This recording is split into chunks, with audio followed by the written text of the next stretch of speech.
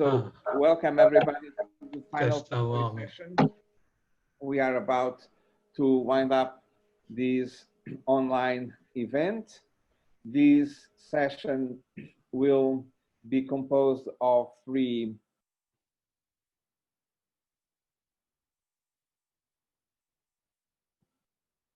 Sorry. Rui, we are not hearing you. You didn't hear anything.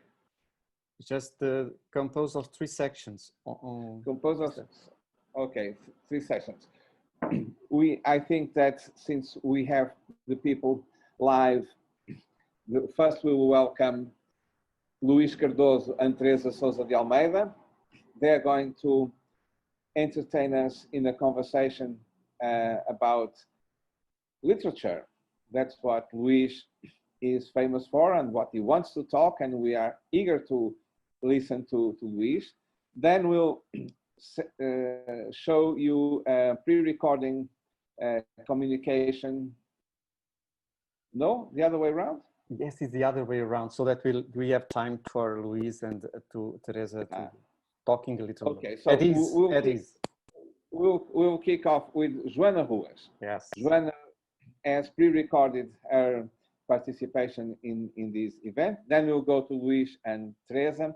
And finally, we'll have a few words from Vicente and Senhor Diretor Hugo Fernandes and myself to really put everything on hold for next year's conference. So I need Lúcio Sousa's help. Help, Lúcio, where did you go? He disappeared. He's supposed, oh, he's back. Okay, so have you got Joana's? Hello? Hello, have you got Joana's recording? Yes, but I just want to make a short presentation. I'm sorry this runaway around the house like this, it's not quite proper, I'm sorry. But just to present Joana Ruas, maybe to those who don't know her, because as far as I know, she didn't publish anything on English, but Joana Ruas, she lived in East Timor. She was also a member of several associations that fought for East Timor during the period of the Indonesian occupation. And she's above all a writer. And she has books. One of her first books is this, Corpo Colonial, Colonial Body. So it is not translated in English, I'm sorry. It's from 1981. But recently she has made how do you say in English, trilogy? 3 books. And one of these is this one. I don't have here the first one, but you will see it. You will see it. Just to see, heavy. It's not translated, I think, in English. And the last one is this. And she's preparing the last one for this Timorese series. Very dense material, history, involving fiction and reality, because she mixes actual characters with deep research she has made in archive and also interviews in Dili. She made many interviews in Dili. So this is just to make one contextualization of her. The video is in Portuguese, and because we received it very recently, we did not have time to make a translation. So we hope to do it afterwards. Nevertheless, she will participate in our proceedings, the text. So we will also have it afterwards. So now I'm going to share the video. It will take us around for 20 minutes, I think.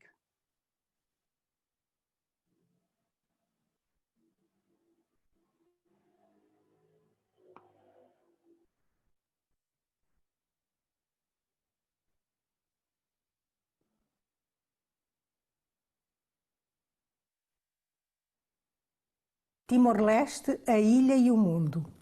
É com muito gosto que me acho entre vós para vos falar da gênese e das bases em que assentou o processo de escrita dos meus livros sobre 100 anos de resistência timorese. Perguntar-me-eis que motivações me levaram a consagrar anos da minha vida de escritora a um projeto sobre uma causa que na altura todos julgavam perdida. De 1975 a 1980, 11 batalhões da Indonésia ocuparam todos os distritos de Timor-Leste, isolando o território por terra, mar e ar. Contudo, Naquela terra invadida e devastada, uma geração de homens e mulheres das Falintil, liderada por Nicolau Lobato, tinha entretanto morrido combatendo ou assassinados e sem direito a uma sepultura. Foram homens e mulheres que morreram semeando ideias, renovando usos e costumes, crentes de que eram não só compreendidos pelo seu povo, como acreditavam que o mundo necessitava da sua concepção de uma sociedade mais justa para progredir.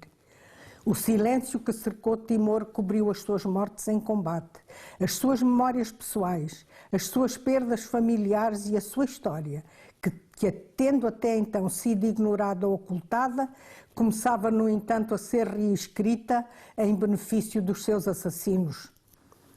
Filha do gênio das revoluções modernas, a Revolução Maubert continuou, passando como uma tocha de uma geração para outra, de um indivíduo para outro, e continua viva no coração dos seus líderes que lutavam ainda na pátria e na diáspora pelo direito da nação timorense à autodeterminação e à independência.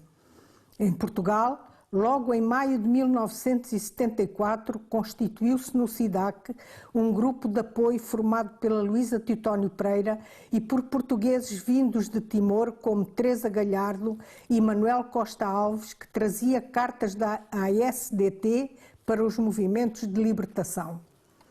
Da sua atividade resultou a criação da Associação de Amizade Portugal-Timor-Leste, de que faziam parte pessoas do SIDAC como Luís Moita, Paulo Bárcia, Carolina Quina, António Silva e a que se juntaram Adelino Gomes, Luís Santos e José Prista. Esta estrutura evoluiu para a Comissão para os Direitos do Povo Maubert, onde se integraram Pinto Pereira, Lofe Barreto, Mário Tomé, Gil da Costa e eu própria, Joana Ruas. No âmbito da minha atividade esteve a escrita do meu livro Corpo Colonial, publicado pela editora Centelha em 1981, o primeiro de temática timorense, cuja ação se desenrola entre a comunidade portuguesa em Timor nos anos 60-70. Corpo Colonial foi lançado em Coimbra e contou com a intervenção de Abílio Araújo, então secretário-geral da Fretilin, e Roque Rodrigues, então embaixador de Timor em Angola, Luísa Teotónio Pereira da CDPN e Soveral Martins da editora Centelha. Na diáspora que foram obrigados para sobreviverem, os timorenses estavam condicionados na sua capacidade, pois dependiam enquanto povo de um outro poder e de um outro povo, e cada um dos timorenses da solidariedade alheia, o que os privava de uma independência plena que se pudesse exprimir também literariamente. Cabendo-me, pois, a tarefa do conhecimento das origens históricas da sua tragédia, no longo e complexo processo de formação da sua nacionalidade e da sua especificidade enquanto nação, mal a assumi, fui logo confrontada com os horizontes do meu passado histórico, enquanto cidadã de um país que dominou Timor durante cerca de 500 anos. E teve início a minha reflexão sobre a afirmação de uma identidade que se construiu ao longo de séculos e a minha viagem ao encontro desse outro, esse fantasma da historiografia, aquele que é o objeto que ela busca, que ela honra e que ela sepulta.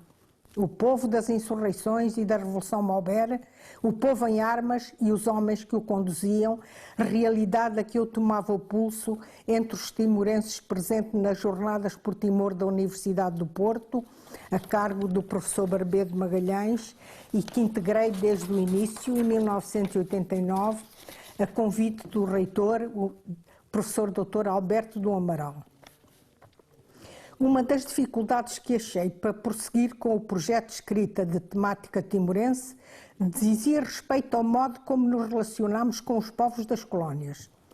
Apesar de partilharmos um passado comum que se construiu ao longo de cerca de meio milénio, devido a crispações identitárias e a tensões sociais subjacentes, e não tendo memorizado a sua história colonial, a sociedade portuguesa não tem do seu passado colonial a história das respectivas representações. Pelo que vos acabo de expor, podereis compreender que eu me propunha escrever sobre a realidade da colonização portuguesa e a realidade da insurreição armada, como resposta ao golpe de Estado da UDT de agosto de 75, insurreição que se transformou numa revolução popular. Para o meu projeto, era-me necessário superar várias conflitualidades. A conflitualidade existente entre o romance e a história, e a conflitualidade existente entre o Império Colonial Português e Timor enquanto colónia. Para superar a conflitualidade entre o romance e a história, parti do estudo do drama histórico do século XIX, que se alimentou de tudo o que a história calou, na medida em que a ação dos romances históricos desliza nos interstícios e nos silêncios das crónicas. Ora, em Portugal, tendo em conta as análises historiográficas, à exceção da Revolução de 1383, ao longo da nossa história, a presença das camadas populares nas transformações político-sociais decorria apenas da ação dos agentes sociais. As invasões francesas e as lutas entre liberais e absolutistas são frequentemente o cenário onde se desenvolvem os romances históricos de língua portuguesa. Contudo, o que distingue as guerras do absolutismo das guerras revolucionárias é a relação que ambas estabelecem em relação à população.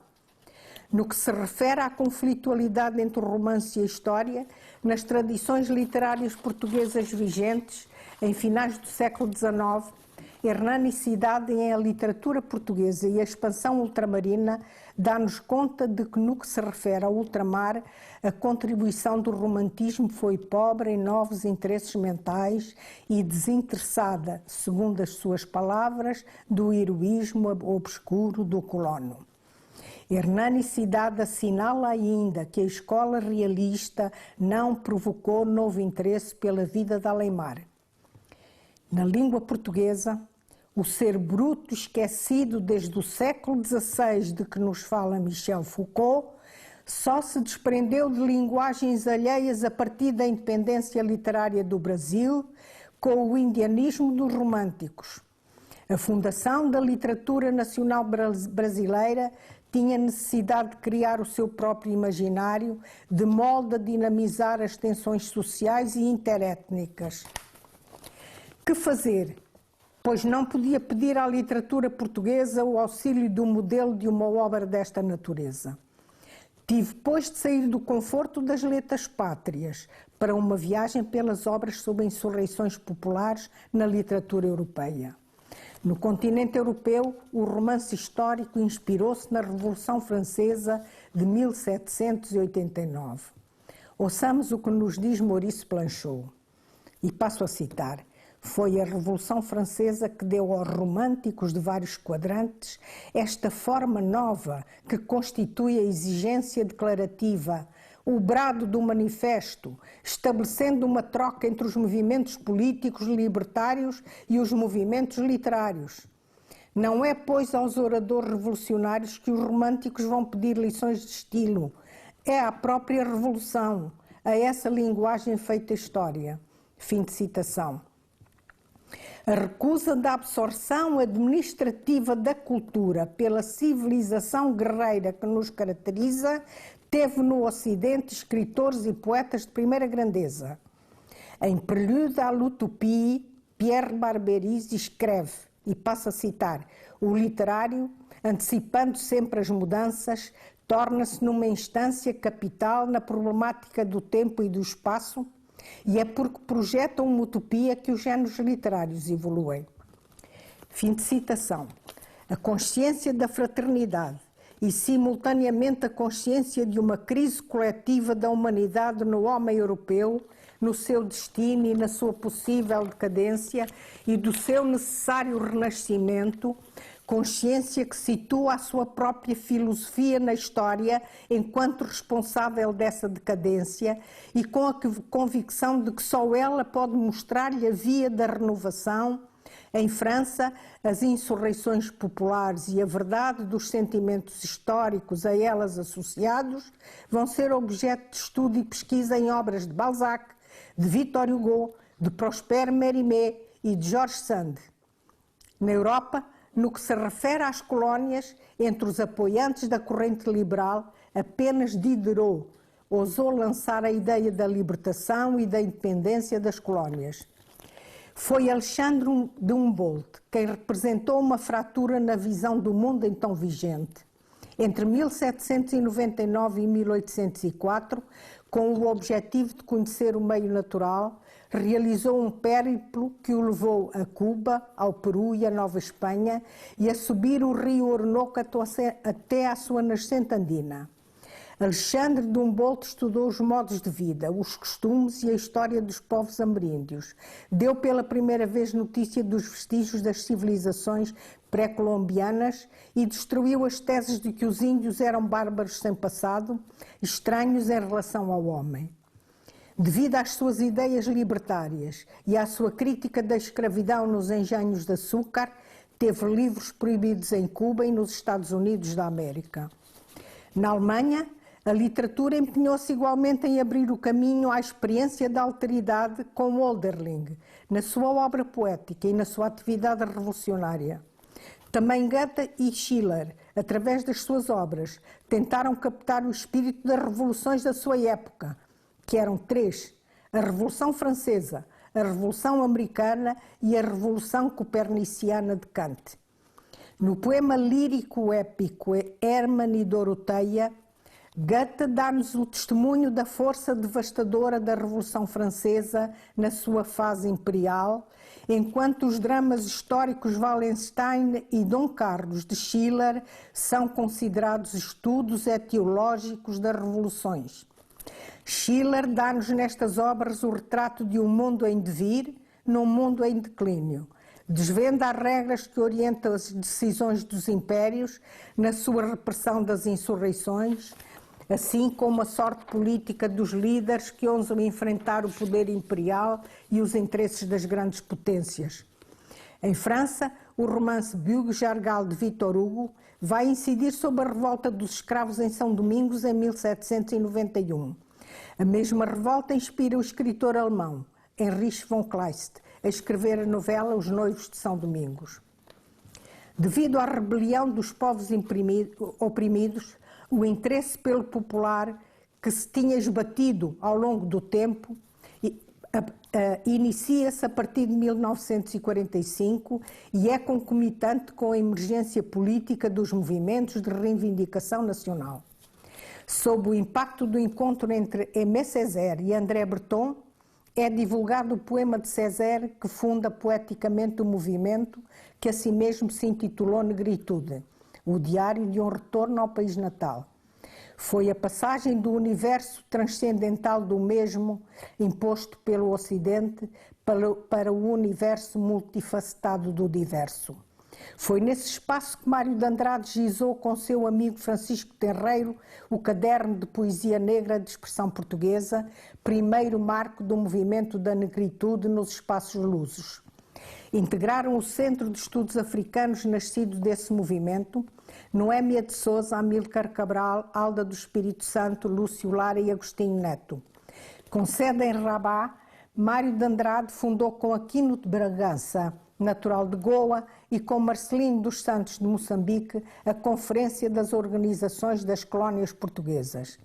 Uma das primeiras viagens que Nicolau Lobato efetuou foi a Moçambique, a convite de Samora Machel, para as cerimónias da independência, acompanhado de Francisco Xavier do Amaral, Roque Rodrigues e Mário Alcatiri. Como as obras criadas no contexto de uma tragédia estão sempre à beira de se tornarem numa espécie de utopia naufragada, o meu projeto sugeria aos olhos de todos como condenado ao fracasso e não tive por esse motivo qualquer apoio de qualquer instância política, social ou cultural. Contudo, a coragem, a determinação e a capacidade de sofrimento do povo timorense foram, por assim dizer, a minha inspiração e resiliência nesses duros tempos de horror e de esperança. A palavra história, disse Otávio Paz, designa, antes de mais, um processo. E quem diz processo diz investigação. O processo é uma investigação porque é movimento e todo movimento é um ir para. Investigar é, pois, ir para o inventário das ideias recebidas. É um buscar a verdade na floresta dos dogmas, das religiões e das ideias. É um ter de juntar os pedaços de uma história dispersa, isto é, os pedaços das inúmeras insurreições que constituíram o pano de fundo das conquistas coloniais. A resistência timorense não começou em 1975 com a invasão indonésia, mas no que à expansão portuguesa no Oriente diz respeito, essa resistência teve início cerca de 50 anos depois da chegada dos primeiros portugueses a Larantuca. Comecei a ler tudo o que havia nas bibliotecas e arquivos sobre Timor. Os livros que li foram escritos por padres, funcionários administrativos e por militares. À medida que eu ia avançando pelos fios que me iam conduzindo no labirinto das narrativas oficiosas, deparava com grandes omissões no que se referia ao outro lado, ao lado rebelde, ao lado timorense. Para refazer a história entrevista nas entrelinhas, pesquisei também na imprensa diária, nos boletins e nos jornais publicados pelo Exército. E aqui e ali surgia o rosto dessas figuras destinadas a ficarem soterradas no pó dos séculos. Muita documentação arquivada estava em mau estado de conservação, cheia de umidades ou desfazendo-se, e havia aqui e ali preciosas folhas arrancadas à verdade histórica. Assim nasceram como personagens do romance A Batalha das Lágrimas, o governador Celestino da Silva, o alferes Francisco Duarte e a rainha de Cová, Dona Margarida Ribeiro Pires. Quando pela primeira vez a encontrei, Dona Margarida era uma mulher que não tinha nome. Era a mulher com uma espingarda, constante do relatório do governador Celestino da Silva sobre as operações de guerra no Distrito Autónomo de Timor no ano de 1896. Esta omissão obrigou-me a seguir-lhe o rastro durante anos, até que na Sociedade de Geografia lhe achei o nome num boletim militar que se achava solto entre papéis avulsos. Dona Margarida atravessou mais de 100 anos de silêncio, até que eu a desenterrei do pó do esquecimento. Havia ainda os goeses e chineses presentes há séculos em Timor, com uma cultura distinta da europeia, mas habituados a uma longa e duradoura coexistência com os portugueses. Historicamente, Timor português manteve ao longo dos séculos estreitas relações com Goa e Macau. A vida em Macau, em finais do século XIX, surge nas páginas do livro A Batalha das Lágrimas. Apesar de, em finais do século XIX, Celestino da Silva ter tornado Timor independente de Macau, a influência da cultura chinesa manteve-se sempre em Timor, devido não apenas a imigrantes chineses, mas também a estudantes timorenses e a religiosos que, tendo completado os seus estudos no Seminário de São José em Macau, foram depois colocados em Timor. Nos anos 60, no Seminário de Dari, lecionavam jesuítas de tendências liberais como o padre André Dias Rabago e José Rodrigues, que contribuíram para o aprofundamento das bases teóricas do pensamento nacionalista em Timor. Entre os que frequentaram o Seminário de Dari, encontra-se figuras de renome como Nicolau Lobato, Rogério Lobato, Francisco Xavier do Amaral, Domingos Oliveira, Francisco Borja da Costa, Manuel Carrascalão e José Alexandre Guzmão. De Macau chegava a Timor uma cultura laica e liberal, oriunda da sua intensa e secular vida cívica.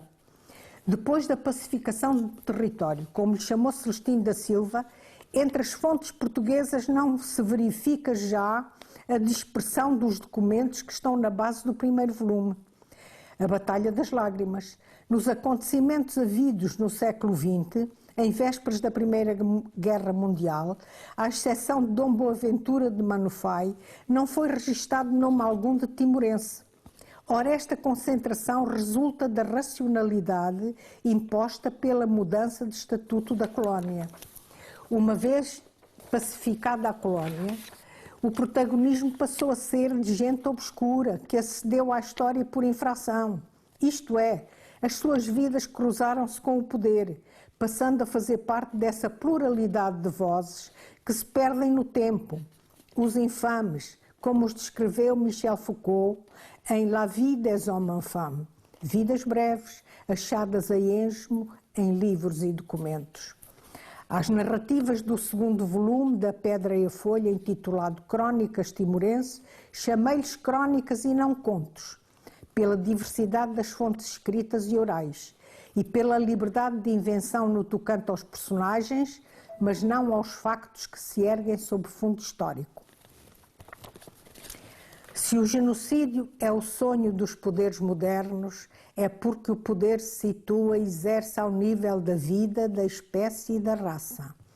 A guerra levada a cabo durante 24 anos da ocupação indonésia do território da República Democrática de Timor-Leste foi uma guerra total, em que o combate se tornou um assunto de massas, com sistemático recurso ao massacre das populações desarmadas e ao recrutamento forçado de timorenses e de crianças para operações especiais destinadas ao assassinato dos líderes políticos e de quadros da resistência.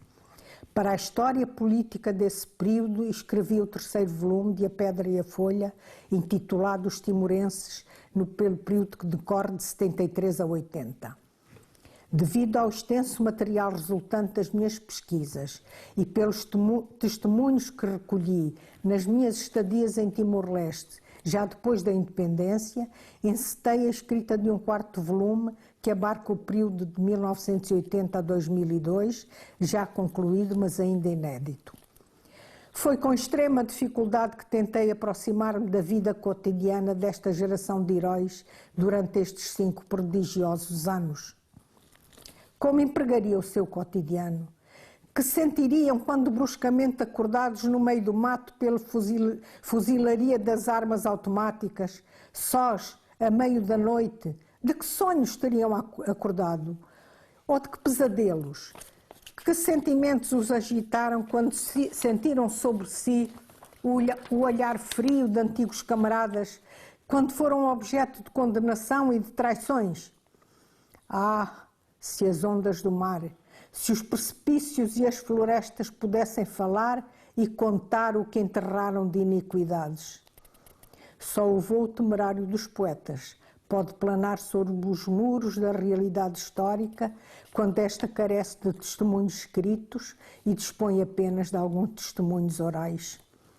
Dando-me conta de que as vidas destes homens e mulheres valorosos se apagaram diante dos seus feitos, tentei recuperar as suas memórias através das cicatrizes e das feridas ainda sangrando dos sobreviventes. Ao tocar nas cicatrizes e nas feridas dos sobreviventes, tornei-me um deles, um familiar seu, e senti o coração do mundo batendo no tambor das suas memórias.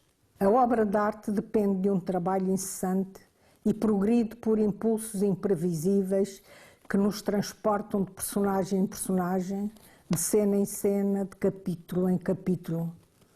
Perguntar-me-eis de que é feito o tempo em que se cria, pois esse tempo fugitivo é feito de matéria incandescente, tempo em que ganhamos perdendo, pois que é a ruptura com a continuidade do tempo social que determina a engenharia do nosso viver comum cotidiano. Ruptura dolorosa em busca da flor outrora rubra que emerge do silêncio entre as ruínas da verdade histórica e a verdade dos homens que a viveram. Sabendo que o conteúdo histórico de uma época se desagrega e perde, face à memória do futuro, tentei nestes livros fixar o legado imaterial do Império Português do Oriente e, simultaneamente, a epifania do povo timorense na sua heroica conquista da independência. Se me substituí aos timorenses na escrita da sua história colonial e da história da sua luta de libertação, não foi para falar em seu nome, mas na tentativa de preservar para a posteridade a saga dessa geração de heróis e na esperança de que chegaria, enfim, com a independência, a hora da palavra dos seus poetas, escritores e historiadores. Muito obrigada pela vossa atenção.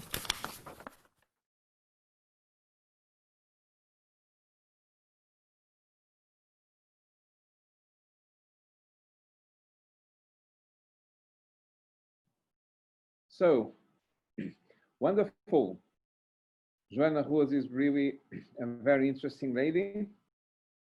she has got a long established link with Timor, and I think that we all ought to try and read her books. Now we move on to another writer, and when we found the title for this conference, Timor-Leste, the Island and the World, and we thought about whom we might invite to give a special contribution, everybody said Luís Cardoso, Luís Cardoso, Luís Cardoso, because we think that Luís embodies this idea of the island and the world. He was born there, he writes about Timor, and he lives outside Timor. He has been established in Portugal for a long time, and he is this bridge, this very interesting bridge between the inside and the outside of Timor. He always looks at us as a Timorese. He always looks at Timor as someone who lives outside. So he's going to entertain a conversation with Teresa Sousa de Almeida, a very, very, very, very dear friend. We met back in, okay, let us see, it was over 50 years ago in Coimbra. We were both students at the Faculty of Letras in Coimbra, and we have been good friends ever since. Teresa has now just retired from her senior position at the Nova University of Lisbon, and she's an expert in literature and an expert on the work of Luís Cardoso. So they are very well suited to each other. So I'm asking Teresa and Luís to entertain us for the next half hour, please, in Portuguese.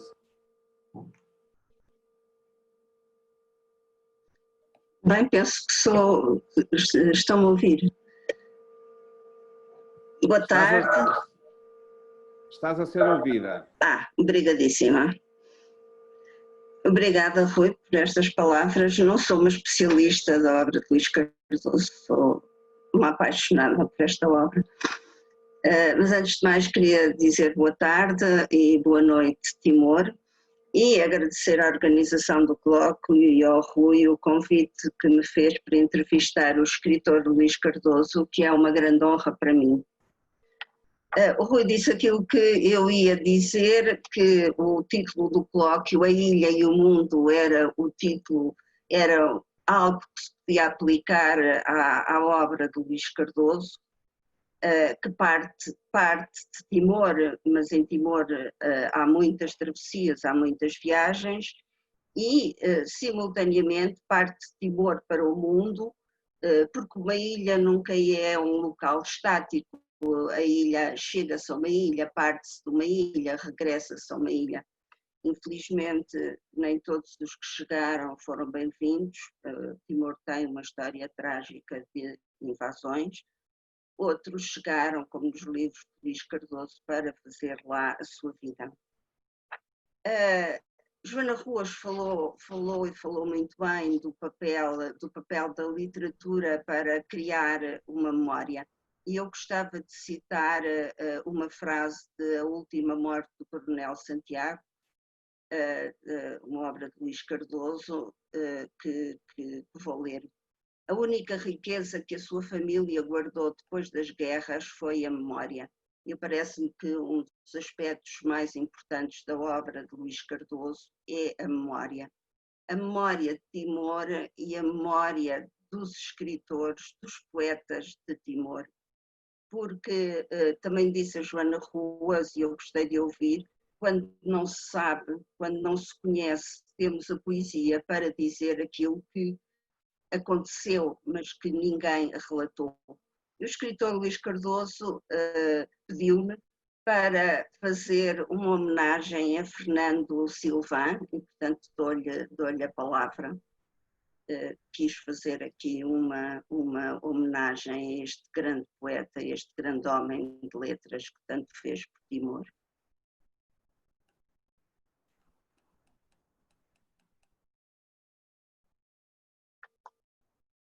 Luís, tens de ligar o som. Só que ele não percebe nada disto. Vamos lá ver. Som agora. Sim, ok, agora, está bem? Boa. Ok. Já deu. Muito bom dia. A quem ainda não cumprimentei, vai um grande abraço. Vejo aqui mesmo à minha frente o meu amigo Carlos Semedo, que sempre me hospeda em Paris, no seu barco, de todas as vezes que vou a Paris, e pela Associação de Amizade France-Timor-Leste. E aos outros também, a Hugo, que ainda não cumprimentei. É de facto uma honra estar aqui. Eu que normalmente me furto sempre a ser convidado, porque há duas coisas na vida, que é uma pessoa furtar coisas. Vivemos em países onde se furta muito bem, e também existe outra a arte de uma pessoa se furtar a muitas coisas. E, de facto, cabe-me aqui falar de Timor, da literatura, mas tenho sempre um sentido de responsabilidade que coloco normalmente sobre o escritor, mas eu sou uma pessoa que é diferente do escritor Luís Cardoso. Eu sou o Tacas. Todos os meus amigos me conhecem por Tacas. O meu trajeto todo foi feito do Tacas. Essa pessoa que foi fazendo a sua vida dentro de Timor, fora de Timor. Portanto, eu acho que consegui ser melhor pessoa como Tacas, agora que envergo a pele do escritor Luís Cardoso. Continua a ser o Tacas, que transporta aos ombros um escritor chamado Luís Cardoso, que eu gostaria que esse Luís Cardoso fosse julgado apenas pelos livros que escreve. Como cidadão Luís Cardoso, eu sou um cidadão participante. Todos os dias escreve o cidadão Tacas, todos os dias escreve na sua página sobre Timor, o que vive diariamente, todos os dias acorda e se levanta com Timor. Não fugir, embora estando ausente de Timor, não fugir de Timor, como muitas vezes, porque tenho outra responsabilidade. A minha responsabilidade agora é de pai. Tive uma responsabilidade na parte da resistência como militante da resistência, agora tenho uma responsabilidade enorme que é de pai. E essa responsabilidade de pai me faz viver em Lisboa, custe o que custar. Porque quero dar uma educação à minha filha, por forma que ela cresça com outras condições que eu não tive, porque isso da presença é das coisas mais importantes na vida de uma criança. E eu quero ser, acima de tudo, um bom pai e, se possível, um bom escritor. Falando de Fernando Silvano, como a pergunta que a Teresa me fez, porque falando de literatura timorense, a literatura timorense é um vazio enorme. Quando nós começamos a ler escritores de várias partes do mundo, eu, durante a minha infância, li livros de Frantz Fanon, A Pele Negra, Máscara Branca, O Dinossauro Excelentíssimo de José Cardoso Pires. Foi uma obra excelente que eu li durante a minha infância em Timor. E, para além disso, A Mãe de Máximo Gorki, que me marcou imenso. Foram os 3 livros que eu li em Timor, no tempo em que não se podia ler esses livros em Timor. Foi um militar português, foi de Coimbra, e que levou esses livros. E, por acaso, me emprestou ao meu irmão, e depois o meu irmão me passou a mim. Foram esses livros que me marcaram. Agora, falando da literatura timorense, quer dizer, a literatura timorense, nós precisamos ter referências. Os portugueses têm referências. Já tiveram Camões, já tiveram Almeida Garrett, já tiveram outros grandes escritores, e nós, para frente, não tivemos quase nada. Tivemos que começar tudo de novo.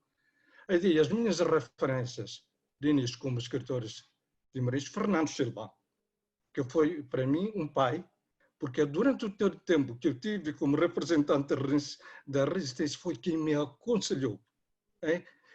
De facto, e pelos seus poemas também.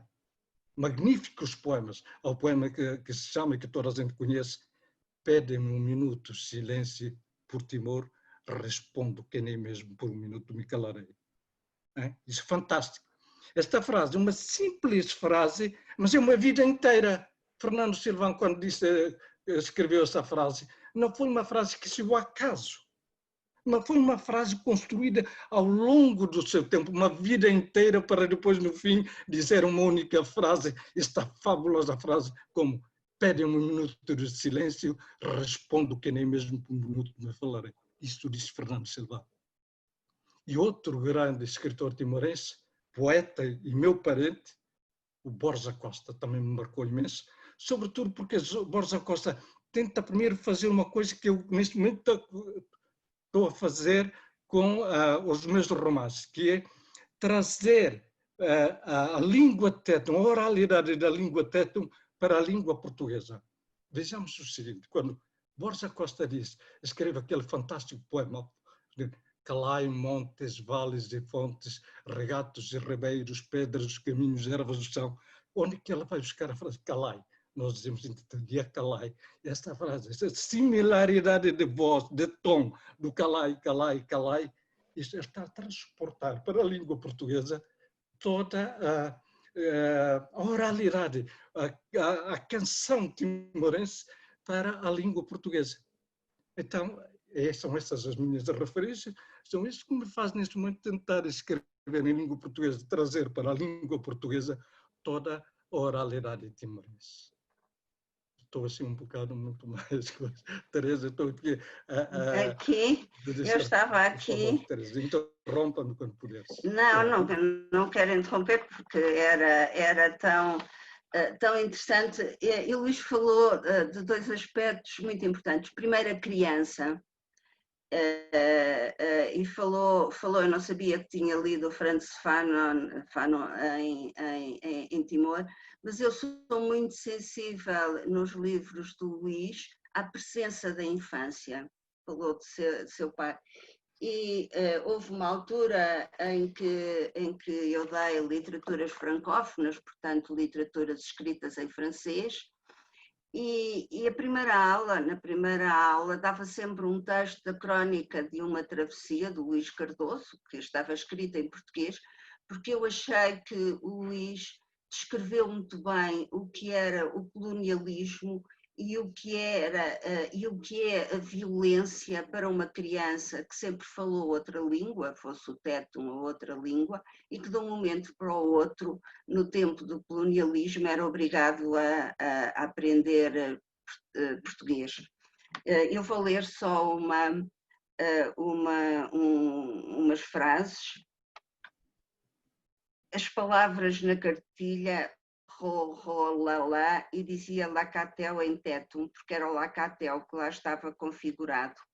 Era o Lacatel que eu guardava na minha cabeça e no meu bolso, apanhado em perseguições dolorosas na altura das chuvadas e que de asas molhadas e cansadas desistia facilmente. E há esta primeira violência, aprender português. E depois há um trabalho na obra de Luís Cardoso, um trabalho que eu acho muito interessante, que é trazer o tétum para português e que vai sendo cada vez mais evidente nas obras e sobretudo na última, que tem um glossário dos temas, das palavras em tétum, para onde vão os gatos quando morrem. A relação do português, a relação de Luís Cardoso com o português é muito interessante. Eu gosto muito de citar esta frase, acho que não sou nada original nisso, quando uma personagem, Lucas, diz na última morte do Coronel Santiago, dizia para quem quisesse ouvir que o sol nasce em Loroçai e morre em Finisterra. É uma frase inesquecível. E é também uma frase sobre a língua portuguesa e sobre a língua galega. O que eu acho muito interessante na obra de Luís Cardoso é que o português de Portugal deixou de ser um centro. Portugal é um país que fala português como muitos outros países, porque realmente o sol nasce em Timor e morre na Galiza. E queria ouvi-lo falar sobre a sua relação com a língua portuguesa, uma relação que provavelmente começou com um conflito, com uma criança olhar para uma rola e obrigada a dizer para para Lacatel e Obrigada de Ser Rola, e simultaneamente o outro movimento que é trazer o português de Timor a todos os povos que falam português. Não sei se fui clara. Sim, Teresa, de facto, em minha casa, como para os que leram já a Crónica de uma Travessia, em minha casa, portanto, falamos várias línguas. Primeiro porque o meu pai falava mambai, ele era da terra de Manfai, do Dom Boaventura de Sotomayor, e a minha família orgulhava-se, tinha orgulho de pertencer à família do Dom Boaventura de Sotomayor.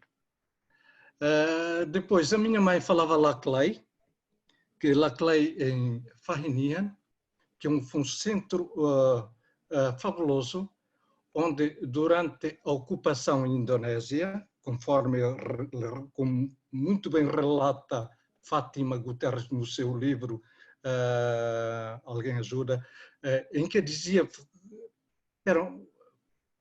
onde era o centro da Fretilin, da resistência, era na casa da minha tia, em Fahinian, onde lá parava todos, Nicolau Lobato, todo o Comitê Central.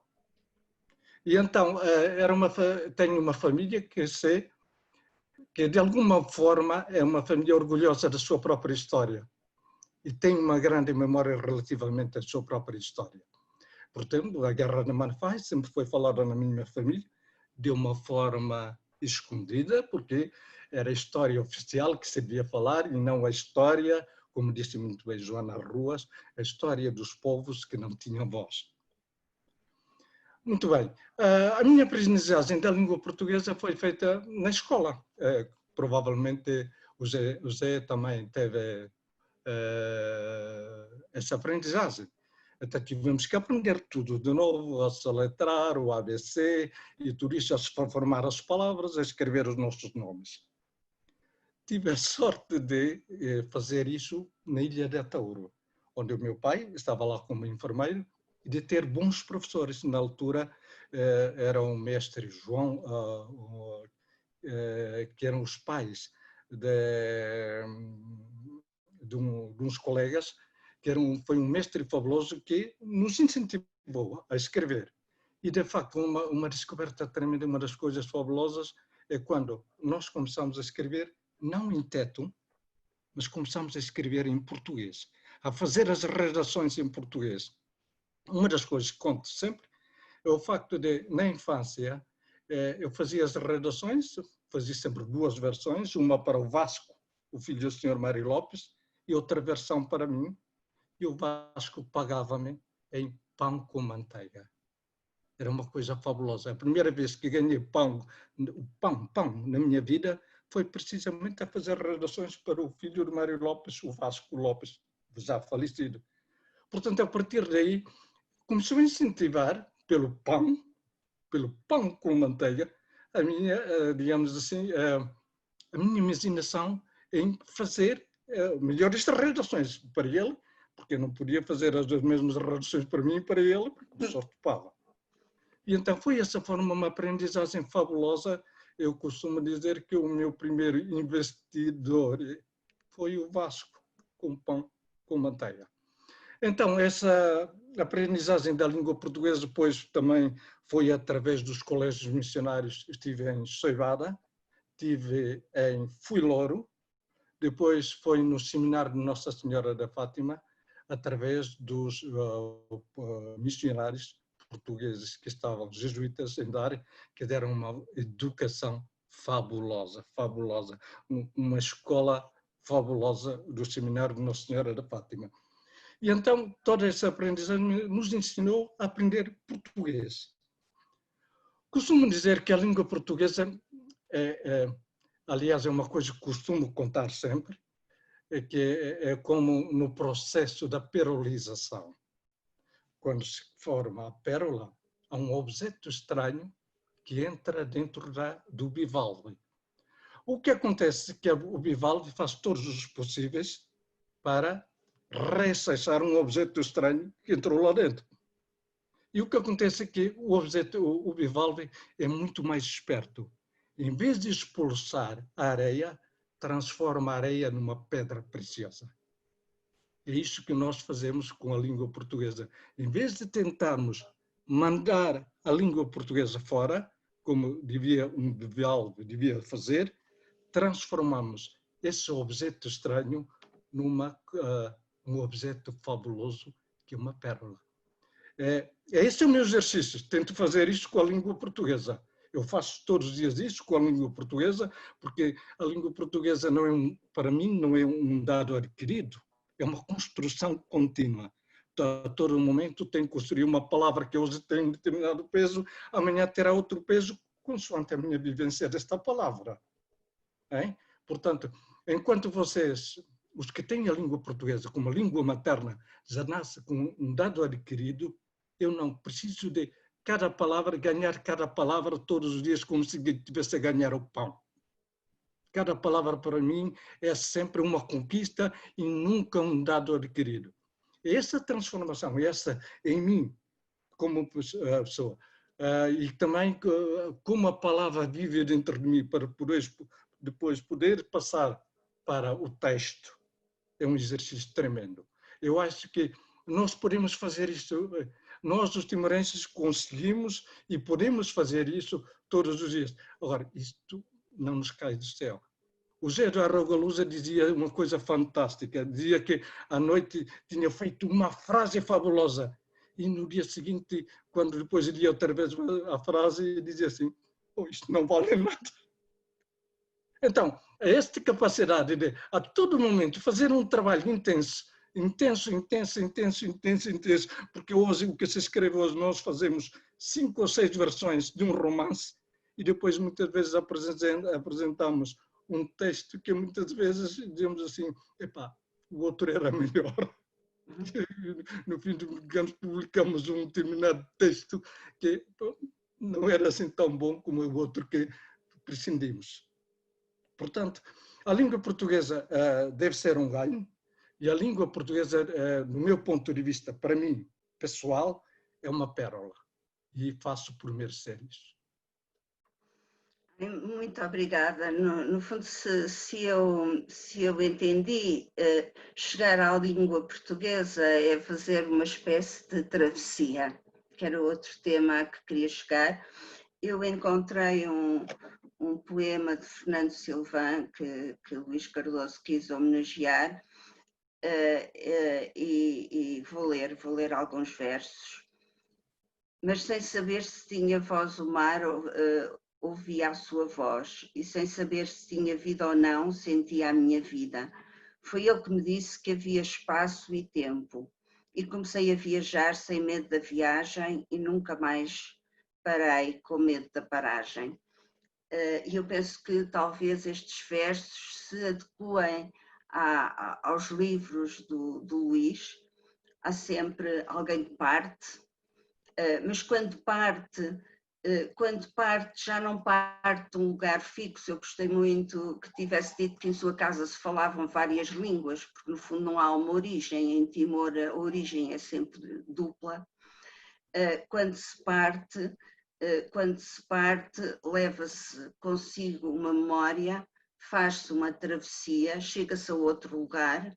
Esse lugar é visto de uma maneira completamente diferente e depois há o regresso, mas aquele que regressa também já não é igual ao que partiu. E então parece-me que toda a obra de Luís Cardoso fala em atravessar como se fosse uma viagem permanente e apesar de viver em Portugal, eu acho que também está em Timor, pelo menos nas suas obras. Eu queria ouvir o Luís sobre... Não sei se fui clara. Há uma parte de mim que nunca saiu de Timor. Exatamente. Há uma parte de mim que sempre ficou lá. Portanto, normalmente, fisicamente, vivo cá, em Lisboa, faço a minha vida, mas a minha cabeça, a outra parte do Luís Cardoso teve um trajeto diferente. Aliás, a Teresa ia fazer precisamente uma pergunta sobre o próximo livro, que tem precisamente isso. Que a outra parte de mim sempre ficou lá. Eu sempre vivi os dramas todos das pessoas que lá estavam. Uma das coisas fantásticas que agora me apraz aqui contar é que, por exemplo, uma vez, o meu colega da escola em Fulouro chamava-se Pedro Nunes. Pedro Nunes foi uma das líderes da Frente Clandestina e ficou com o nome de Sabalai. Era o meu colega de escola, nunca mais de Fulouro. Nunca mais falámos durante esse tempo todo. Durante o tempo da resistência, houve alguém aqui em Lisboa, que era da Frente Clandestina, e disse assim: Luís, na segunda-feira vamos falar com o Sabalai. Ele tinha marcado um encontro em que ele faria o contacto, ele era da Frente Clandestina, tinha o contacto do Sabalai e eu falar com ele. Acontece que o Sabalai foi preso e morto, nunca mais apareceu. E era meu colega da escola no colégio de Fulouro, onde também andava Bere Malelaka. Bere Malelaka foi uma das suas personagens importantes durante o tempo da resistência. Quando Xanana Guzmão começou a reunir a resistência, uma das pessoas importantes que estava precisamente nessa função de proteger Xanana Guzmão era o comandante Bere Malelaka. Foi um dos meus colegas, um dos grandes amigos. Portanto, eu sempre vivi lá com eles em Timor, vivia o drama deles. Eu estava com eles lá no mato. Portanto, eu vivia essas histórias, muitas histórias que estava precisamente, eram histórias de vida. Quando o Xanana Guzmão fala do Luís Monteiro, houve uma altura em que se fez uma cilada aos Indonésios e o Luís Monteiro foi morto. Eu conheci o Luís Monteiro, era de Los Palos. E era também colega lá no seminário, era mais velho, mas o Luís Monteiro era, toda a gente gostava do Luís Monteiro porque era um intelectual fabuloso. Era uma referência para todos os mais novos. Então essas pessoas todas a todo momento foram desaparecendo. Foram desaparecendo. Portanto, eu, se puder ser, utilizava uma expressão, eu sou viúvo de muitos desses amigos. Agora, simplesmente que hoje o que eu faço é uma coisa diferente. Enquanto cidadão timorense, continuo a ser um cidadão timorense, a reivindicar isso, a intervir pessoalmente nas questões de Timor. Agora, eu gostaria que a literatura que eu escrevesse sobre leitura fosse julgada apenas pela literatura. Eu gostaria que algum dia me dissessem: oh, o que tu escreveste é boa literatura. São bons livros o que tu escreveste. Do ponto de vista literário. Gostaria que fosse julgado nisso. Agora, como cidadão timorense, eu participo sempre como cidadão timorense, o Tacas, que os meus colegas, todos timorenses, mesmo os mais novos em Timor, conhecem-me apenas pelo Tacas e não pelo Luís Cardoso.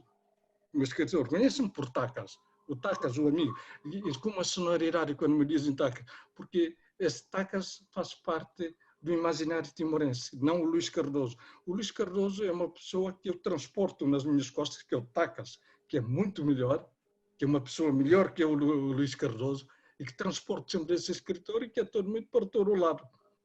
Obviamente, o Luís Cardoso abre-me as portas. Se não fosse o escritor Luís Cardoso, provavelmente não teria acesso, não estaria aqui convosco. Convidam-me porque eu sou o escritor Luís Cardoso e não o Tacas, está bem? É isso. Mas eu reivindico muito para mim que o Tacas é muito melhor. O Tacas é um tipo fantástico. Pergunta ao José Estevão, está aí, e a toda a gente, e aos meus amigos que estão lá em Timor, o Tacas é uma pessoa muito melhor que o escritor Luís Cardoso. E eu quero, alguma vez, tenho sempre esse receio que o Tacas mate o Luís Cardoso, que o Luís Cardoso mate o Tacas. Que é uma coisa... Então, essa dualidade... Agora, provavelmente o que vai ficar para a história é o Luís Cardoso. Tenho pena, mas curioso, porque, pronto, os meus amigos, vocês que estão aí, quando desapareceram, o Tacas desaparece da memória das pessoas. O que vai ficar é o Luís Cardoso, e nessa altura gostaria que fosse apenas julgado do ponto de vista literário o Luís Cardoso. Bem, mas, por exemplo, eu fui à França, a certa altura pediram para ir à França falar da crónica de uma travessia, que em França tem um título, Une île au loin, uma ilha ao longe, travessia é uma palavra tão forte, na obra de Luís Cardoso, que a tradutora, uma excelente tradutora, penso que foi Marie-Hélène que traduziu, teve que encontrar outro título. E o que é extraordinário é que esse livro, o livro de Luís Cardoso, era um livro que devia ser lido naquele ano por todas as pessoas que estavam a fazer exame para serem professores de francês, de línguas, o que quer dizer que escolheram, quer dizer, os examinadores escolheram entre toda a literatura mundial com obras, escolheram o livro de Luís Cardoso. Portanto, eu acho que foi um julgamento do valor da obra de Luís Cardoso, um julgamento muito, muito, muito forte. Não, acho que isso foi uma coisa fantástica. Fui várias vezes a Paris e fiquei lá na casa no barco do Carlos Semedo e fiz essa periplo pelas universidades todas para falar da Crônica de uma Travessia, porque o livro foi escolhido para um concurso dos professores, que o último grau dos professores podiam ter escolhido Saramago, António Lobo Antunes, ou grandes escritores como Camões, ou escritores brasileiros, angolanos. Decidiram neste ano escolher o Luís Cardoso, que foi, de facto, uma coisa fantástica ter ido à França e ter acontecido isso. Mas a literatura é uma coisa, é uma paixão. E espero, uma das coisas que normalmente peço é que seja também uma referência para os meus conterrâneos jovens que estão neste momento em Timor e estão a tentar iniciar uma obra literária, fazer o seu próprio curso, independentemente da língua em que escrevam, uns em teto, outros em Bahasa Indonésia, outros em inglês. Muito bem, que escrevam, que façam, mas que façam um bom exercício, que façam boa literatura. Porque normalmente pensamos que a literatura é uma coisa que se escreve de dia para a noite, quando a nós existe um trabalho tremendo, tremendo. Muito, de tal forma que eu costumo escrever um romance de 4 em 4 anos, porque o trabalho é imenso e a todo momento exige sempre de cada um de nós uma reflexão se o que estou a escrever é aquilo que quero mesmo escrever, porque isso é um drama. Compreende-se porque em alguns livros do Luís há personagens de escritores, personagens que lutam para escrever os seus livros, mas eu queria mudar, chamar a atenção para um aspecto que tem a ver com o olhar. Luís Cardoso é de Timor e olha para a Europa, para Paris, no último livro, e Paris é a Vitória de Samotrácia, olha para Santiago de Compostela, olha para Lisboa, e a Lisboa, no olhar de Luís Cardoso, é uma cidade diferente, é uma cidade que tem um rio, é uma cidade que não pode ser pensada sem a sua margem sul. E queria agradecer por essa visão extraordinária de Lisboa e queria perguntar, porque de facto queria perguntar se não sente que tem um olhar completamente diferente sobre o país onde vive agora, porque quando se vem de uma ilha como Timor, quando se chega-se com um novo olhar e enriquece a literatura portuguesa, também a literatura portuguesa no sentido da literatura escrita em português. Teresa, sim. Para mim, quando vivia em Timor, Portugal, Lisboa era a metrópole, capital da metrópole. E nós imaginávamos um capital completamente diferente, uma coisa por aquilo que nos foi transmitido através da educação. Acontece que muitas vezes, quando nós cá vivemos, vemos que não é bem assim o que nos disseram, porque então temos que fazer a nossa adaptação a este país e a confrontar-nos connosco próprio, porque se aquilo que aprendemos durante o tempo de infância é realmente aquilo que as pessoas hoje são. Mas, no entanto, quer dizer, adaptei-me bem, vivo a vida de um português e faço questão em ser um cidadão, não sendo um cidadão originalmente português, faço questão em viver a vida de um cidadão português com todos os direitos e com todo o respeito que tem pela cultura portuguesa. Eu vivo cá. Eu gostaria que os portugueses também que estivessem em Timor também respeitassem, digamos assim, o modo de vida das pessoas. É o que eu faço aqui no país. Não é questão de ser aqui em Roma, ser romano, não. É respeitar o consumo e a todo momento tentar me encaixar com a vivência das pessoas e tentar a todo momento viver as emoções, as paixões, os desaires e as desilusões, tudo aquilo que faça esse povo. Eu sou cidadão, eu costumo dizer, eu sou do cidadão do país onde vivo. Enquanto estiver aqui em Portugal, sou um cidadão deste país. Pago os meus impostos cá e, como tal, voto, perco sempre nas eleições aqui, tanto aqui na Câmara Municipal de Oeiras como no país.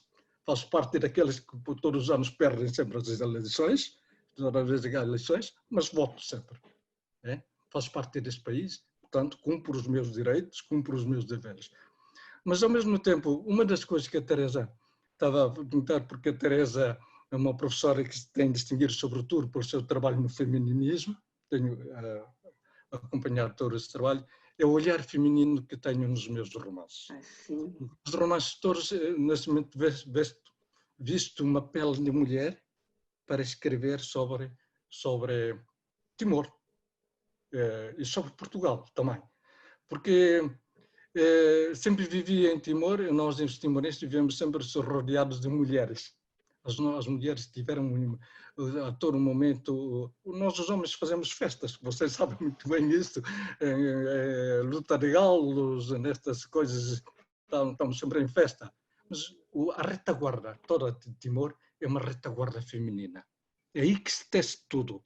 Testam os casamentos, o que é que se vai fazer com a horta, o que é que vamos plantar. São as mulheres que fazem isso diariamente em Timor. E de facto, então tento a todo momento ter sempre este olhar feminino sobre as coisas. E é um exercício tremendo, porque eu nunca fui mulher na vida, mas ao mesmo tempo as feministas como a Teresa Horta uma vez disse uma coisa fantástica assim: Luís, tu és muito feminista quando queres, mas depois desistes das mulheres no meio do percurso do romance. Diz ela, a Teresa Horta. E, de facto, em certos livros aconteceu isso. Uma vez disse-me também a Maria Velho da Costa, porque o meu livro Olhos Cruz, Hoje o Gato Bravo, teve quase a ganhar um prémio literário, em que a Maria Velho Costa era júri. E ela disse: Luís, tu, ao meio do livro, desististe de ser mulher. Estavas a andar tão bem que, em todo momento, desististe de ser mulher. Porque, pronto, é difícil manter este ritmo, este olhar feminino desde o princípio até o fim. É preciso uma persistência muito grande. E julgo que, ao longo do tempo, à medida que vou caminhando nos livros, vou acertando cada vez mais e espero, no próximo livro, que tem precisamente um olhar feminino, que tem um nome que é O Plantador de Amores, mas é pelo olhar feminino. E espero que gostem. Espero.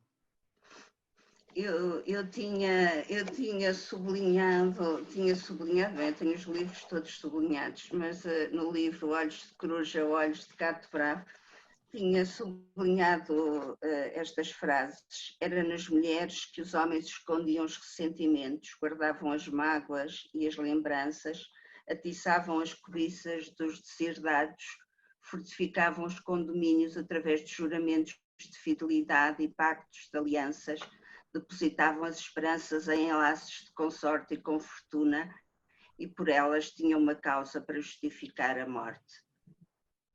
E depois acrescenta: mais por eles do que por elas. Eu acho extraordinárias as personagens femininas dos romances de Luís. A Catarina, que vai à procura do príncipe encantado.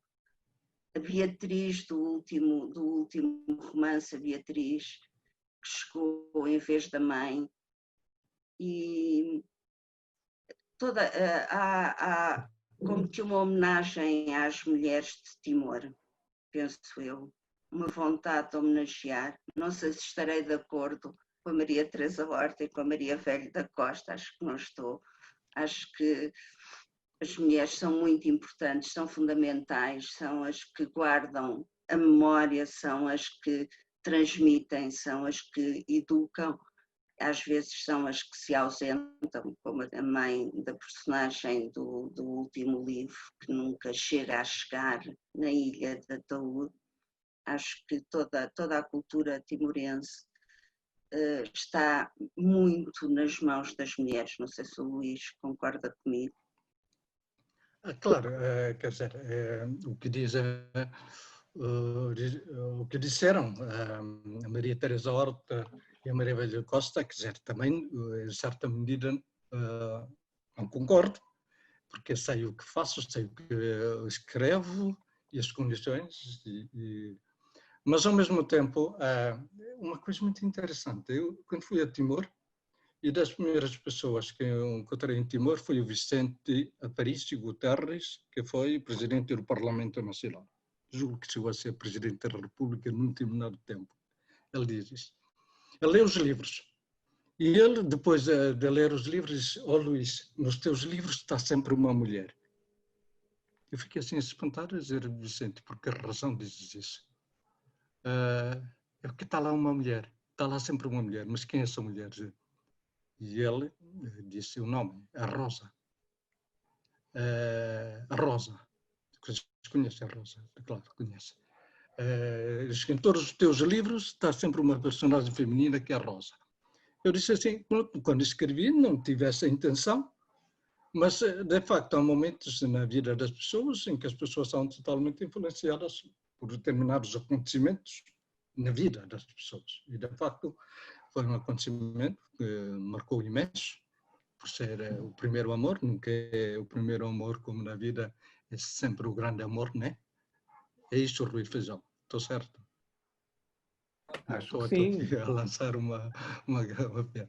Mas assim, e então tento sempre escrever isso, fazer isso ao longo do meu tempo.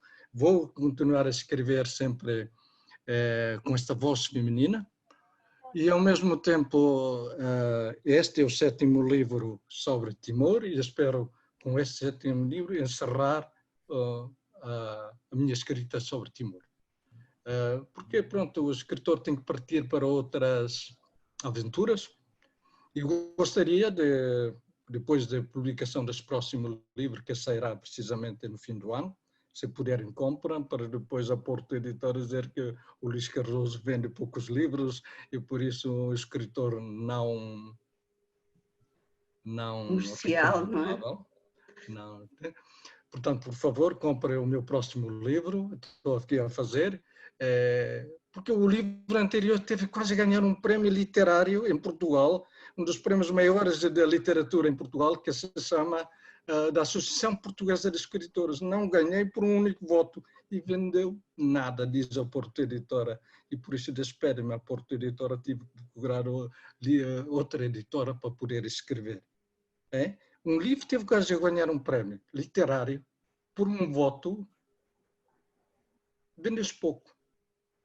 Eu sou despedido de uma editora, Porto Editora, por o livro ter vendido pouco. Um livro teve quase a ganhar um prémio literário e por um voto não ganhou.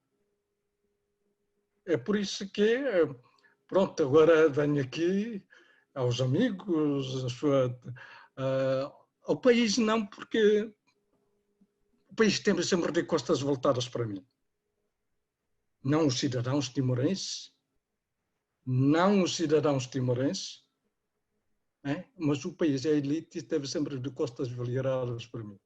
Nunca recebi um único apoio, até agora o único apoio que recebi de um timorense relativamente à literatura foi o Vasco, que me pagava pão com manteiga.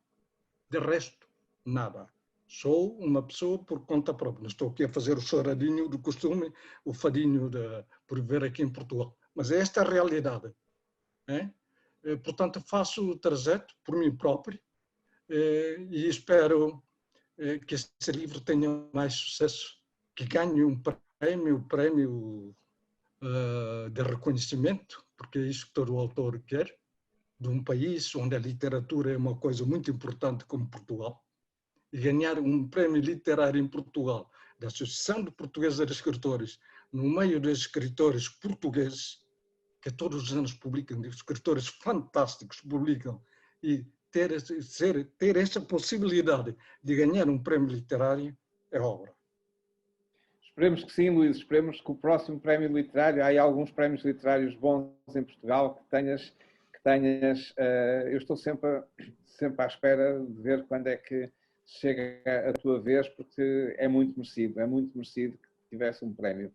Eu pedi à Teresa que fizesse talvez a última pergunta, porque nós não queremos abusar da vossa paciência, temos também um horário a cumprir, estamos muito entretidos, estamos todos muito envolvidos nesta conversa. Isto poderia demorar ainda mais umas horas, mas eu pedi então agora se fazíamos os últimos comentários para terminarmos esta magnífica parte da nossa sessão.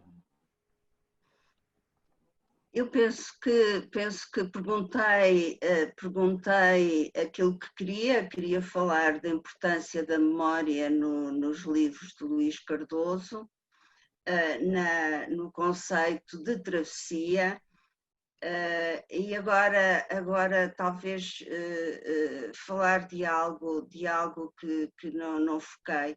É porque as travessias fazem-se dentro de Timor. Eu gostei muito do último livro do Luís Cardoso, é um dos meus preferidos, precisamente porque fala da ilha, Atauro, e gostava de ouvir falar um pouco sobre as travessias que fazem os timorenses dentro da própria ilha, que são travessias entre línguas, como disse o Luís, e entre espaços diferentes, e normalmente envolvem o mar. É preciso situar no tempo, Teresa. Quando escrevi os livros, no meu tempo as travessias eram mais difíceis, né? Em que uma pessoa, mesmo as pessoas vivendo cada um na sua zona, para saírem de uma zona para outra, de uma terra para outra, tinham que levar uma permissão, uma autorização, caso fossem apanhados sem autorização, seriam presos ou mandados de volta. E então, eu tive essa sorte porque era filho de um enfermeiro. O meu pai tinha essa possibilidade de viajar por toda a ilha, porque era enfermeiro, fazia as comissões em todas as partes da ilha, e fomos aprendendo várias línguas. O meu pai, quer dizer, o enfermeiro tinha que mesmo aprender as várias línguas para poder recitar, compreender as doenças que as pessoas sofriam.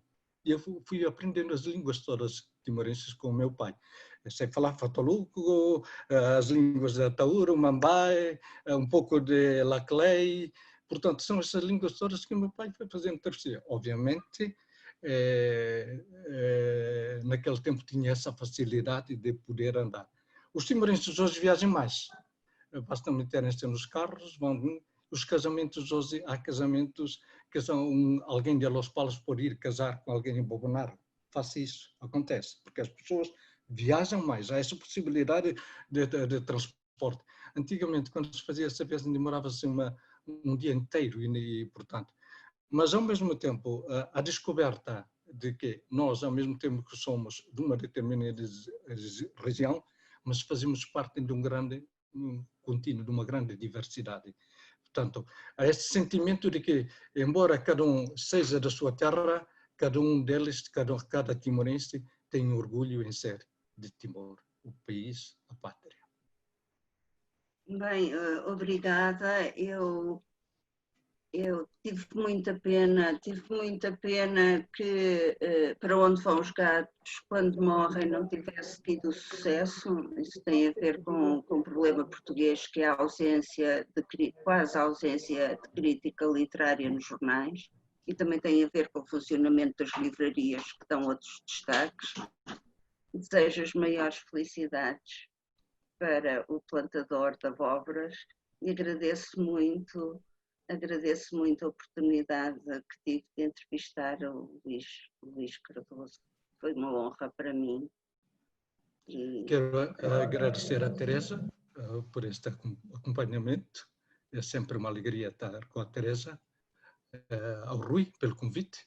Quando me telefonaste, estava na dúvida se podia aceitar ou não, mas cá estou, Rui, cumprindo a minha promessa. Ao Lúcio e a toda a organização e aos amigos que estão aí, eu conheço os rostos. É uma alegria ver novamente os vossos rostos e um grande abraço. E peço desculpa pela vossa paciência. Obrigada. Obrigado à Teresa, obrigado ao Luís. Foi uma sessão muitíssimo interessante. Eu pedia ao Lúcio que pusesse no chat a indicação do título e da editora do livro do Luís, o que vai sair, não é? Novo livro.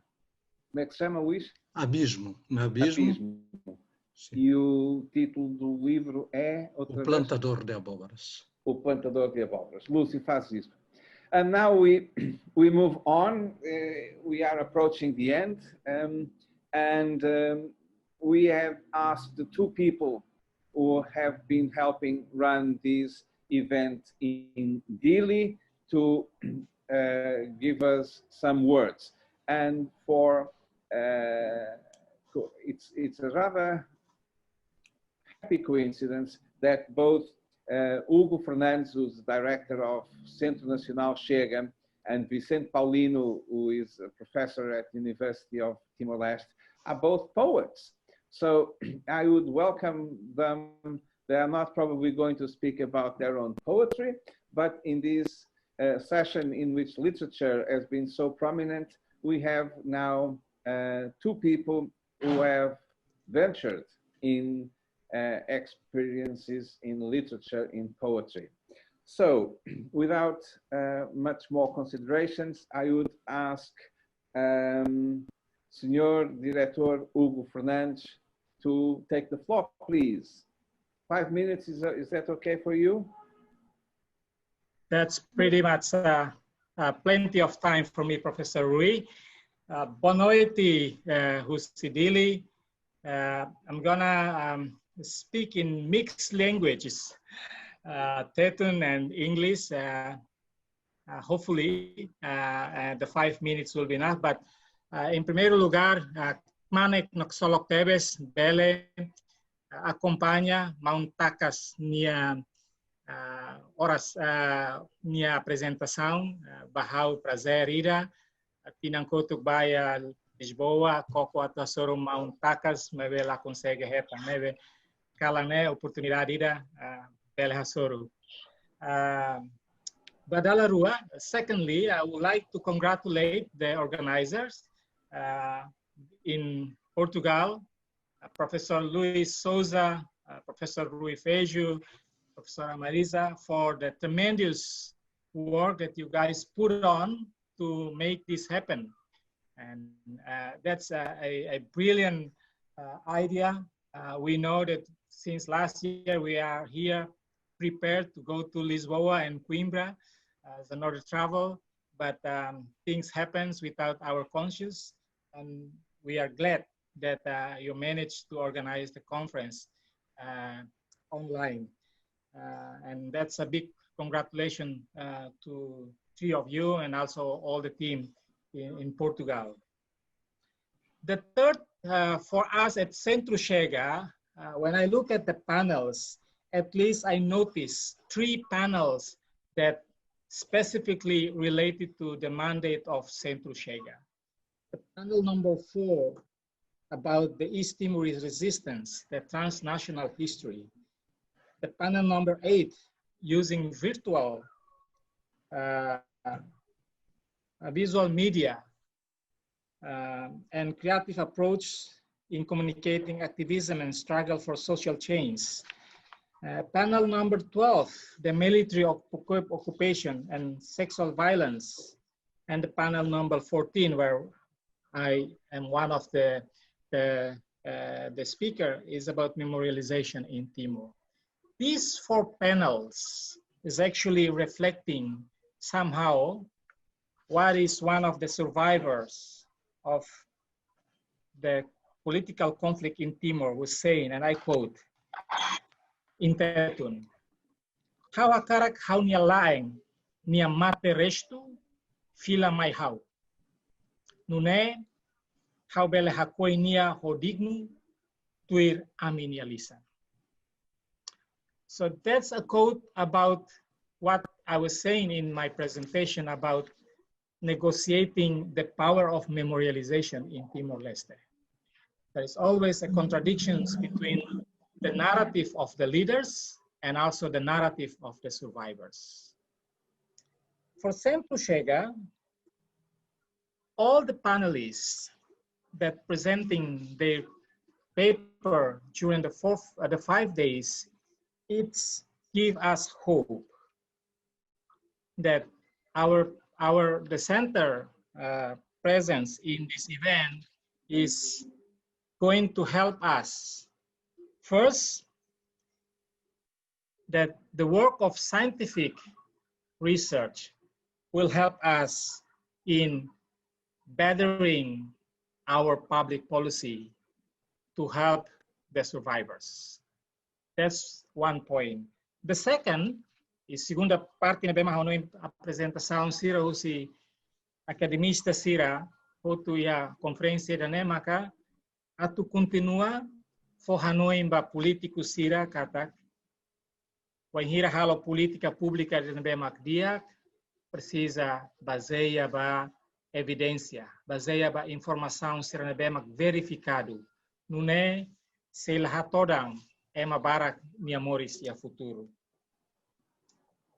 E da terceiro, hanoin resultado husi apresentação no pesquisa sirhotu sai no da herança murakida ba ema Timor liu ba futuro geração sira foi mai. Katak memória sira husi tinang atus ba atus nebema husi kela to oin lorong sira sebele hare e sebele usa no da herança sira. E idane fo esperança ba saída maka kaira relacionada ao João Hatete e a audiência pública com o conflito interno. E a cita, minha derrane sene, povo seha karak, tamba sira fiar ba promessa bot sira.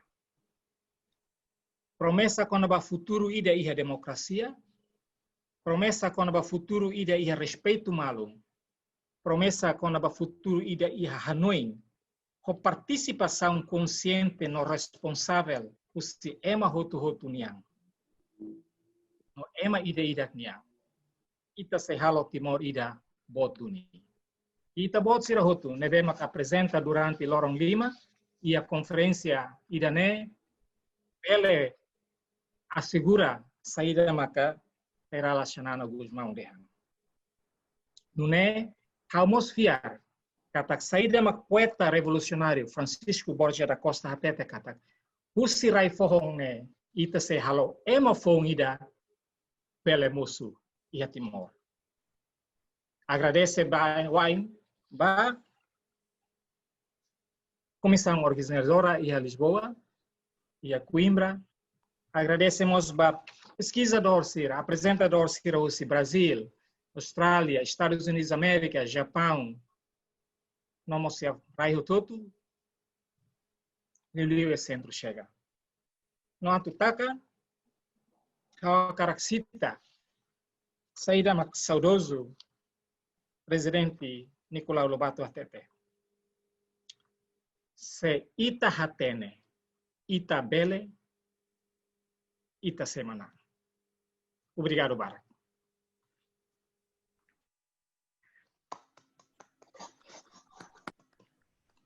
Obrigado, João Hugo. Now we give the floor to our dearest friend, Vicente Paulino. Please, look, we have Vicente's book, the cover of Vicente's poetry book on the screen. Vicente, you have 5 minutes. Okay, thank you very much, Rui Feijó. I'm speaking Portuguese language. penso que agradecimento antes disso, agradeço à professora Teresa Almeida, que já fez uma entrevista nesse evento com o nosso escritor Luís Cardoso. E professora Teresa, eu conheço a professora Teresa desde 2005 lá em Lisboa, na Universidade de Lisboa, e fico feliz por estar aqui, ouvir a sua voz. Obrigada. Também. Agora já chegamos ao fim de mais um colóquio internacional, TLCPT, a Ilha de Timor e o Mundo. Numa semana repleta de apresentações e de debates em torno de várias temáticas associadas à Ilha de Timor e suas relações com o mundo. O mundo interior, particularmente o mundo dos timorenses, e o mundo exterior, geralmente a sua relação com a comunidade internacional. Os temas debatidos são, de facto, sobre as questões de identidades linguísticas, de etnografia, de educação, de história, de antropologia, de política, de ambiente, de gênero e de solidariedade internacional, sobre o problema timorense. Durante este evento, nós mergulhamos num caso concreto, de que fala os nossos grandes poetas timorenses, como Luís Cardoso, Xanana Gusmão, Borges da Costa, Fernando Silva e outros grandes pensadores timorenses, Nicola Lobato também. Entretanto, da nossa parte, uma vez mais, é com especial agrado que constatamos a importância deste evento para compreender uma parte da Ilha de Timor, porque nós não conhecemos todas as partes de Timor, mas uma parte. Entre nós conhecemos uma parte da Ilha de Timor. Uma parte apenas, porque Timor é um mundo, por isso que nós não conhecemos tudo. Mas tentamos partilhar nesse evento durante uma semana para conhecer e compreender sobre a totalidade do mundo timorense, embora não conhecemos tudo dentro desta semana. Com certeza que o mundo timorense é rodeado ou voltado pelas três dimensões, isto é, mundo dos vivos, mundo das diversas divindades, seja supremas ou seja intermediárias, e não compreendemos deste modo a sua totalidade num só olhar. Por isso que nós, durante esta semana, partilhamos as nossas percepções sobre ela de forma intensa. De facto, nós mergulhamos nas ideias daquilo que Miguel Torga designa, estamos perante de uma união numa cultura comum, ou aquilo que Virgílio Freire dizia, estamos mergulhados numa língua, porque é a partir dessa língua que se vê o mar. E estamos mediante daquilo que Fernando Pessoa nos dizia, a minha língua é a língua portuguesa. Com isto, eu quero dar as minhas palavras de agradecimento. Começo por endereçar uma palavra de apreço e agradecimento aos participantes provenientes do Brasil, Canadá, Austrália, Portugal, França, Holanda, Indonésia, Japão, Alemanha, Reino Unido e Estados Unidos, incluindo Timor-Leste, com certeza, que apresentaram as suas comunicações, trouxeram a sua experiência e conhecimento, ajudando-nos a refletir sobre a constante mutação da realidade de Timor-Leste com o mundo.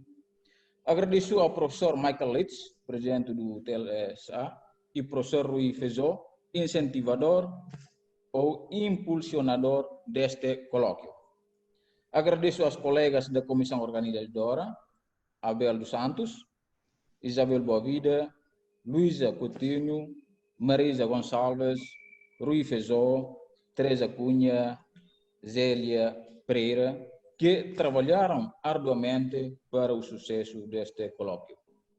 Especialmente ao professor Lúcio Souza e professora Darlinda, que desempenharam bastante no trabalho de organização da plataforma online, que da nossa parte em Dili, às vezes chateamos, não é bem chateamos, entramos, incomoda muito os trabalhos delas durante na organização. Um agradecimento muito especial aos nossos parceiros da organização em Dili, Centro Cultural da Embaixada de Portugal, em Dili, sob a responsabilidade da doutora Cristina Faustino e Jéssica Bastos.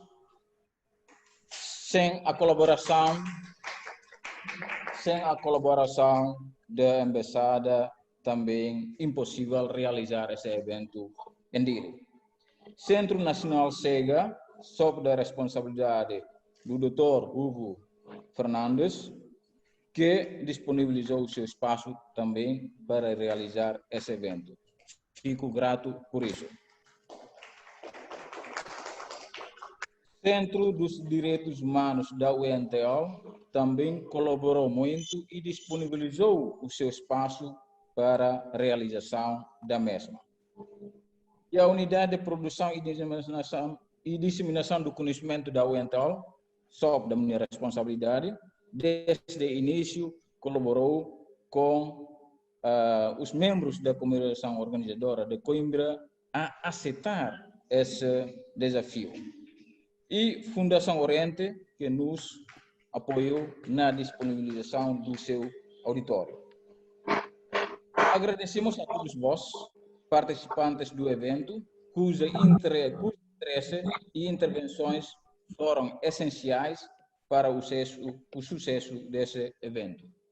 Agradeço aos professores e estudantes das universidades privadas e públicas de Timor-Leste que vieram a assistir ao nosso evento em diversos pontos, como já referidos.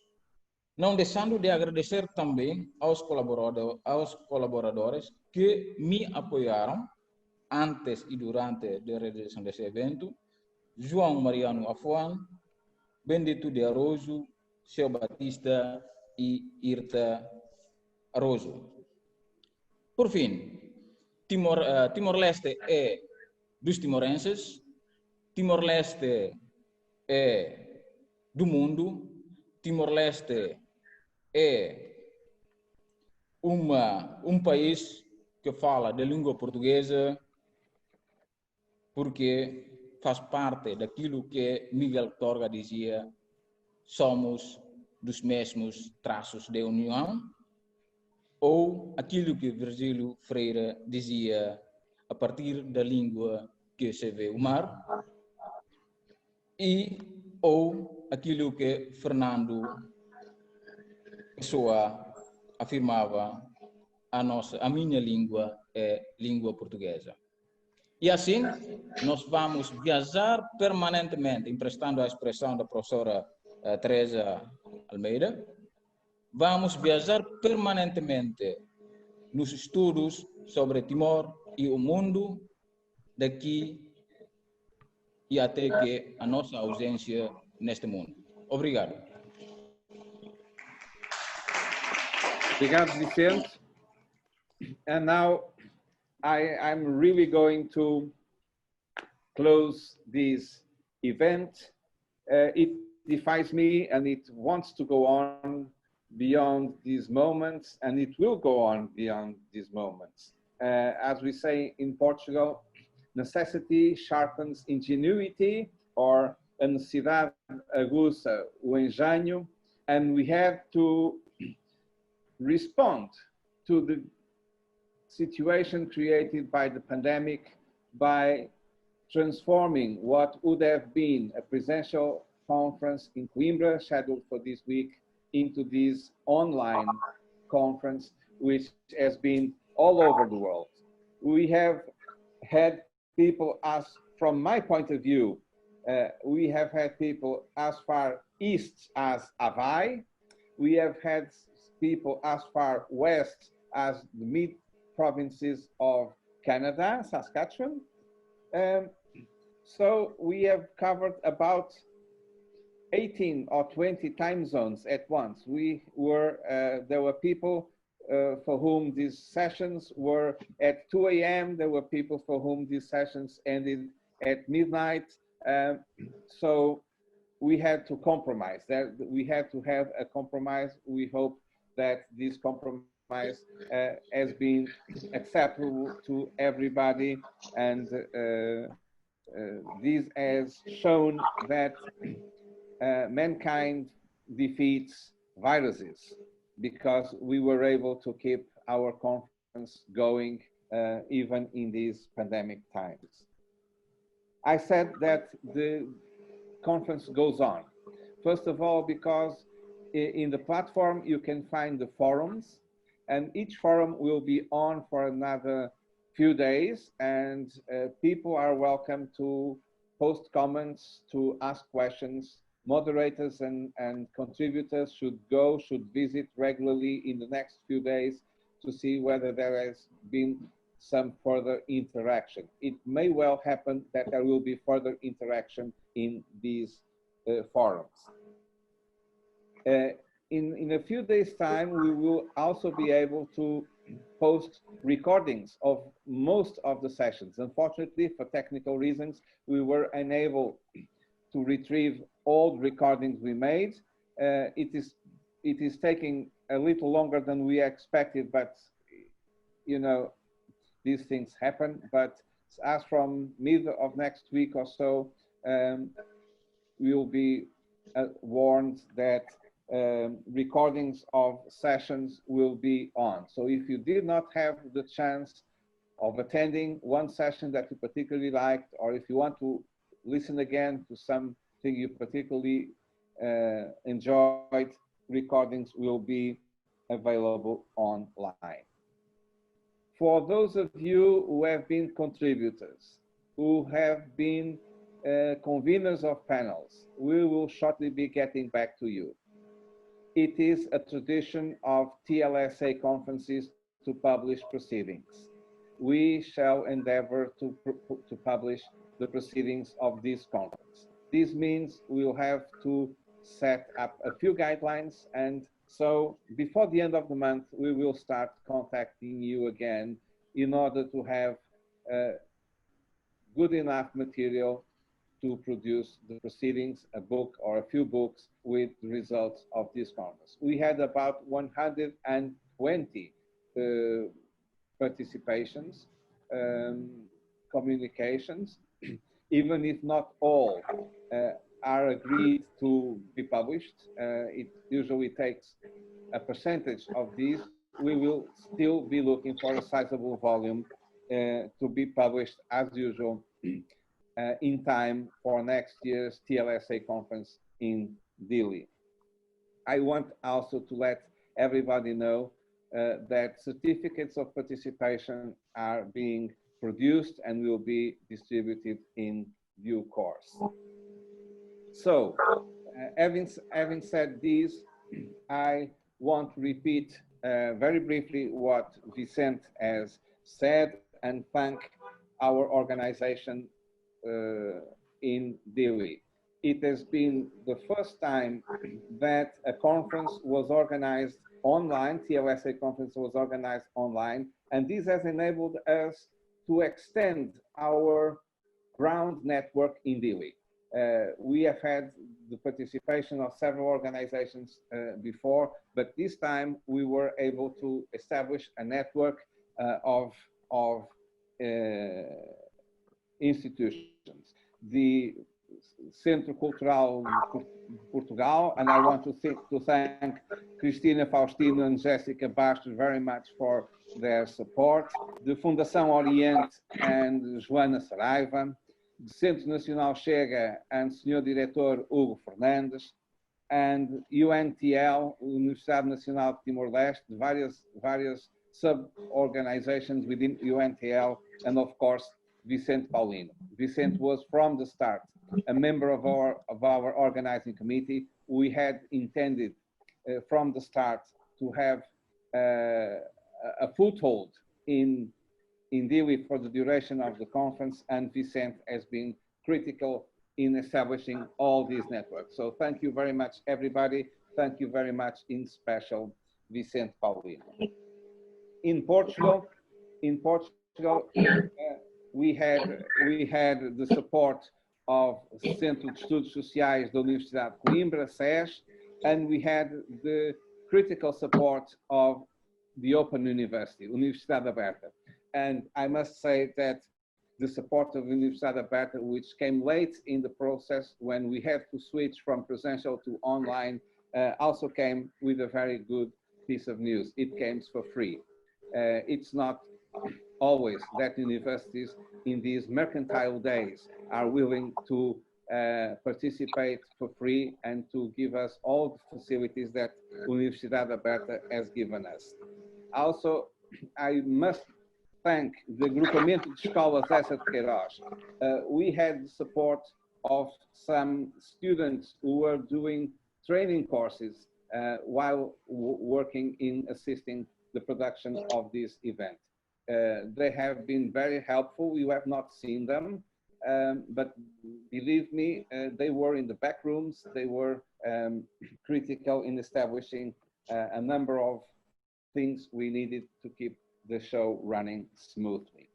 Of course, in the organizing committee, we had a large organizing committee. We had a large scientific committee, but a few people deserve to be mentioned in particular. I want to thank Darlinda Moreira and Luisa Coutinho. They were very helpful contributors to the committee. Zélia Pereira was also infatigable. She worked very much. Isabel Boavida was, for the last 3 months, our Secretary General. She was actually the only person we employed, and she wouldn't dream of the amount of work, otherwise she would have turned us down. But anyway, she was landed with an incredible amount of work. This is very tiresome, and all the running of the Gmail address, the platform, and so on. So thank you so much, Isabel. You've done a fascinating job for us. And finally, the 2 people were outstanding as well. One was Marisa Ramos Gonçalves. She took upon herself, among many other things, to liaise with SES. She has done most of the liaison with SES, which was a very critical part of it. And primus inter pares is, of course, Lúcio Souza. Lúcio was the engine that drove us through these long railroads. He pulled the train in the railroad, and his effort has been absolutely extraordinary. He deserves not only our applause, but he deserves 1 month holidays at the very least. And I would just say 2 final things regarding the future. Even if we have, as I hope we will have, the chance of going back to presential events, even if we can next year meet all of us together in Dili, I think that the online facilities have come for good. I know that probably even if we did not have the pandemic, it would have been impossible to have 130 or 140 people in Coimbra. There is travel costs, there are a number of difficulties, and we will have most likely the possibility of doing hybrid events, combining presential events with online dimension. I think that this has proven to generate a number of good effects. And last word to say that the idea of having this conference this year in Portugal grew in Brazil when our Brazilian friends decided to have a conference in Brasilia 2 years ago. The idea was then, the Brazilians' idea was then to have conferences out of Dili in the years. As you know, Dili organizes this conference every other year. In the years without a conference in Dili, it should be held elsewhere. Brazil took it 2 years ago. We have taken it this year, and we are ready to go again in 4 years' time. Let's hope that next year we will all meet in Dili. And again, after that, we can travel back to Brazil, and the Portuguese team will be ready to help set a new conference in 2024. We will, of course, be willing to assist if next year's conference contemplates an online section at least. Count on us. We will be ready to help run that, and we are ready to organize it again in 2024. So, having said this, long live TLSA, long live the friendship with Timor-Leste. Bye-bye, my friends.